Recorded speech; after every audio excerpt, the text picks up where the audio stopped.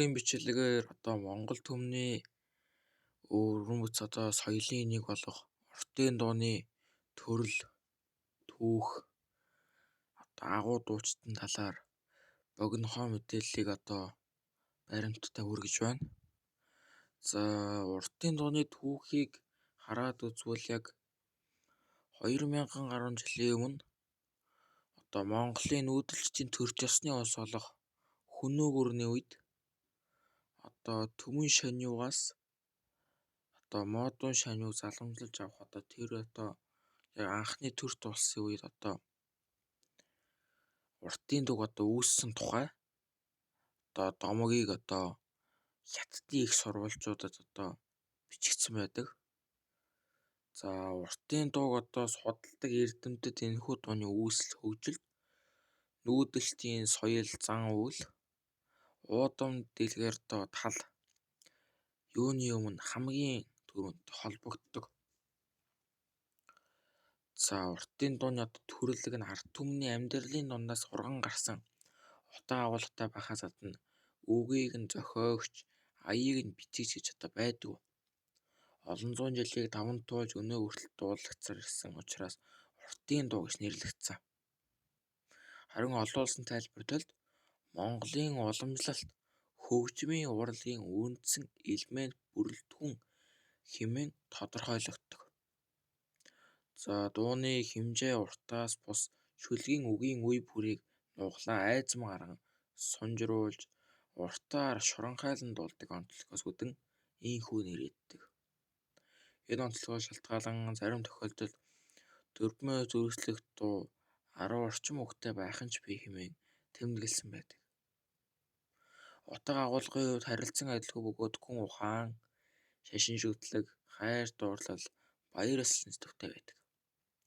Морь болон бэлгэдлийн утгатай үгс болон давтагддаг нь Монгол үндэстний аж байдлын онцлогтой шууд холбоотой.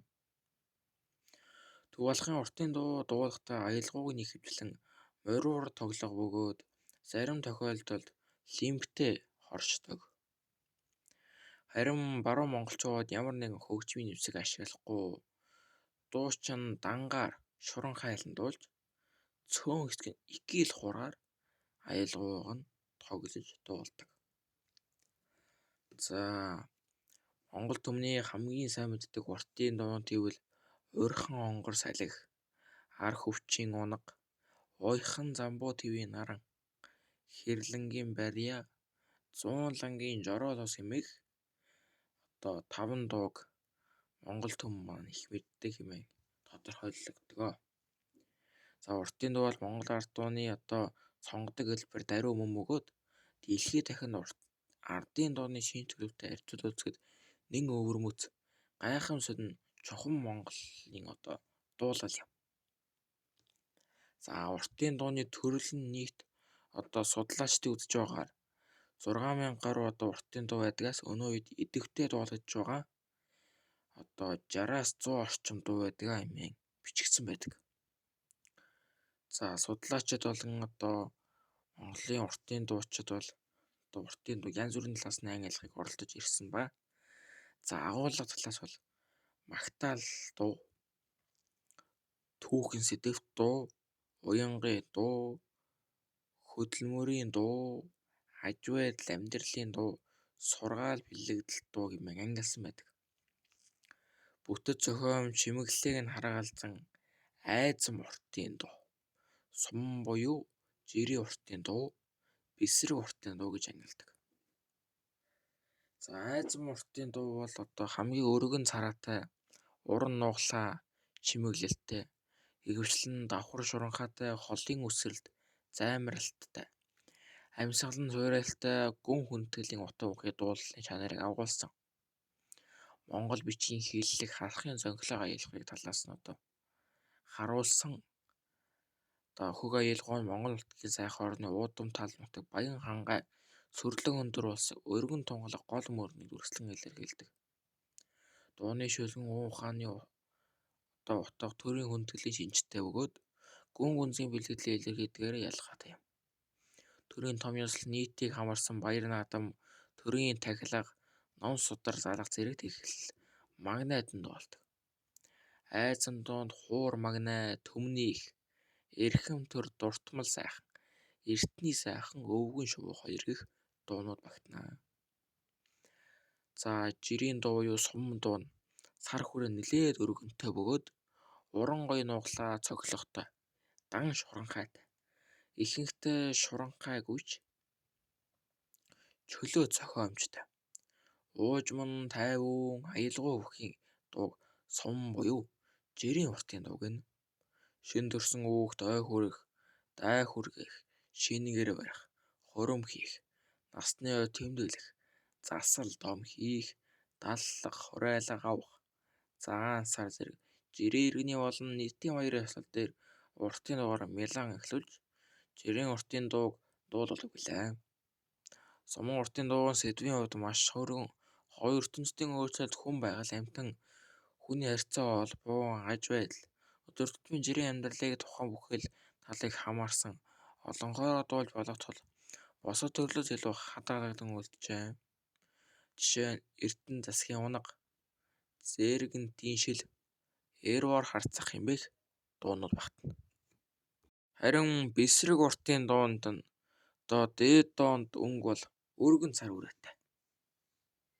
Шуранхайгүйч хэм тодорхой, хэмнэл мэдэгнэм, нэгээс үл хэтрэх хөргөлттэй уртын дууны хувьд аяны зохиомж багавтар. Уртын дууны айзан мэмэл хосдог дууг Бэсрэг уртын дуу гэнэ. Тойрвол зүү ая ба шүлгийн зохиомж бүтэц зэргээр урт ба богино дууны аль алины өнгө төргийг хадгалсан байдаг бөгөөд таргалаараа Монгол нутгийн зүүн зүгт нэлээд тарамт байдаг. Нөгөө талаараа дууны түүхтэй холбоотой домог хуучраа дагалдсан байдаг. Жишээ нь Шалцад баахан шарга, хүрэн толгойн сүүдэр, тоорой банд, дөрвөн настай хаяв, өлөмжийн чанар хэмээх дуунууд багтана. Харин уртын дууны дуулах арга хэлбэрүүд.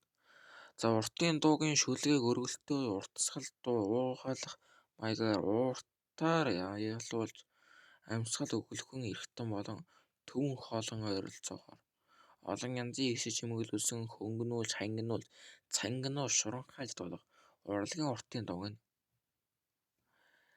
За ардын бэлэг зүүч Ж Бадраугай Монголын уртын дууны аялгауны онцлогийн талаар инхүү бичсэн байдаг. За нэгт бол уртын дуу бол маш баялаг хэмнэлтэйж маш баялаг ритмтэй. Уртын дуу бол маш өргөн царайтай. Ардын богино дуу голцоо 1 октаваас кварт илүү царайтай байдаг бол уртын дуу 2 октаваас кварт илүү гарахдаа царайтай хэмээн өргөн их цар хүрээтэй хэмээн хэлсэн байдаг. За уртын зургийн займарлагтай үндсэн дэвсгэр өгөөс займарч өөр өнгөн дэвсгэр хөгшилжээд буцаад үндсэн дэвсгэрт хөхн орох нь элбэг.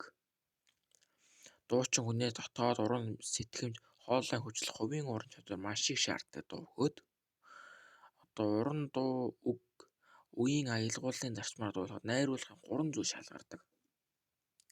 Дууны шүлгийн үе өргөлтлөлийг зөв хэлж игшигтэр суйлж авийг уртасган дуулах. Үеийн аялгаугаар дуулах явцад монгол хэлний авиа зүүн дуудлага суурилсан өөр их шиг сэлгээ гэснээр дууны аяыг улам баялаг эрхэмсэг дуулалттай болгодог. Монголын уртын дууны тойрвол зүү гоо сайхны шинжийг тодорхойлогч нэг содон онцлог нь шуранхай юм. Уртын дуу гэгч нь тэнгэр сайхан нуглаатай уянган төгөлдөр олон янзын гоёмсог их шиг чимэгтэй хүний сэтгэлийг хөдөлгөн тоглоулан хөгжөө мадрангуй сайхан аялгууд оргилон дээшил нарийсаар шуранхайлах. Тэгснээ ариглан доошиж бүдүүсэн зүй-зүйлийн хачин хөргөн нуглаа ууглаа хоолон амьсгалаа цохилт хийж хөнгөнөн жигших зэргээр нэн өргөн царайтай сонсож чанажгүй их шиглэгэнтэй хадаадаг нь чухам Монгол сайхан эх орны тэнгэр уудам талд нутаг хийгээд дэлгэр баян хангай сүрлэг өндөр уулан руу давааг өвөө өргөн тунгалаг гол морин өтгөн өвчөө шугая үзэсгэлэн төгс байгалан насгийг санагдуулж агт мордын хурдамжран ажлын сайныг бодогдуулж унсан газар угаасан уст эцэг их илгэн садан өр өвүүд үнэн чурмын амар хань Амт нөхөс сэлтэн арилгах, инхрийлэх их орон сэтгэлийг ундруулан сайхан билээ. Уртын нууны тэр бүхий гайхамшиг ижидийг утга зохиолын хэлний шинжилэн яруу найргийн зүүн хөгжим судал суулаачдын авиа зүүн төв угсаатны зүг хэмээх дав дээр холбогдож шинжилэн ухаатны үдээс нягтлан нотолмоос зохистой. Учир иймийн тулд уртын нууны зөвхөн хэдэн онцлогийг энд дурдахыг хүснэ. Юуны өмнө Монгол ардын уртын дуу маш баялаг хэмнэлт ритмтэй хэлэх нь одоо зүйтэй. Уртын дуу олон янзын нарийн хэмнэлтээс ойлгоогүй хүн уртын дууг нотлох тэмдэглэхэд айдсам таагт нь хуваан тэмдэглэж болохгүйг санагтад хүрдэгч удаа бий. Хуучин манай уртын дуушид уртын дууг айдсангийн 32 хангай 8 гэж ялган хуваалцж ярилдаг байсан. Айдсангийн эдэнд аяа зөөхөө хэмээх игэлдэг нь дууны нэр юм гэж тайлбарлаг ёс бий. Уртын нууны 3 дахь онцлог гэвэл дээш цойсон нарийн өргөднөөс гинэд бүдүүн өнгөнд шилжих нь одоо нарийн өнгөнд маш хол өсрөн хилждэг өсрэлт хийх одоо боломжтой. Уртын нууны 4 дахь онцлог нь манай Монголын ардын урт дуу нь одоо хөгжмийн хэлээр займарл их байдаг. Өөрөөр хэлбэл үндсэн дэвсгэрээ хөгөөсөө займарч өөр дэвсгэрт хөг шилжээд босож үндсэн дэвсгэртээ хөг орохдоо төгс бос хөх солилцол уртын дуунд элбэг байдаг гэсэн үг юм. За уртын дуугийн одоо ер нь бол онцлог шинжүүд одоо төрлийг ярилцлаа.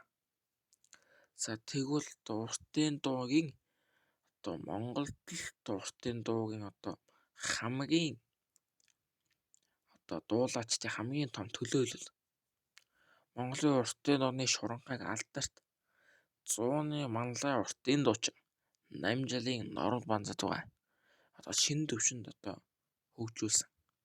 Монгол улсын алдарт гавьяат дуучин Жигцавын Дорж Давга, соёлын гавьяат зүтгэлтэн Дарь Сүрэн Долгор Жав, Дамчаа Гончиг, Лам Жав, мөн Монгол улсын ардын жүжигчин Шулуунбаатарын шар хүүхэн Шарын Чимэцээ, Нэргүй Мягмар Сүрэнгийн Дорж Агуа, Инх Баатар, Эрхэн Баяр, Үүрийн Туяа Жавхаа сайхан Балармаа эмээх одоо дууч одоо Монголын уртын нууны төлөөлөгчдийн дунд багтсан байдаг юм.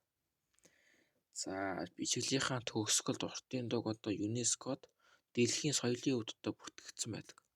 Уртын дуун төрийн ёслол баяр наадах хурим найр монголчуудын аль эрхэм хүнтэй ёс заншил зан үйлдэлтэй хөтөлбөртэй бөгөөд нүүдэлчин монголчуудын амьдралаас төрж монгол хэлээр нуулагдан өнөөг хүртэл хүндэтгээр уламжлалыг ирсэн уламжлалт урлаг юм.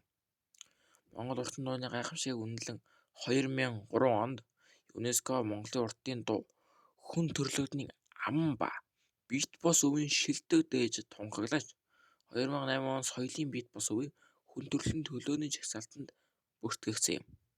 За дараагийн бичлэгээр одоо Барбаросс ажиллагаа болон одоо халах зүүн ойрдын бичлэгийг төлөвлөх болно. Баярлалаа.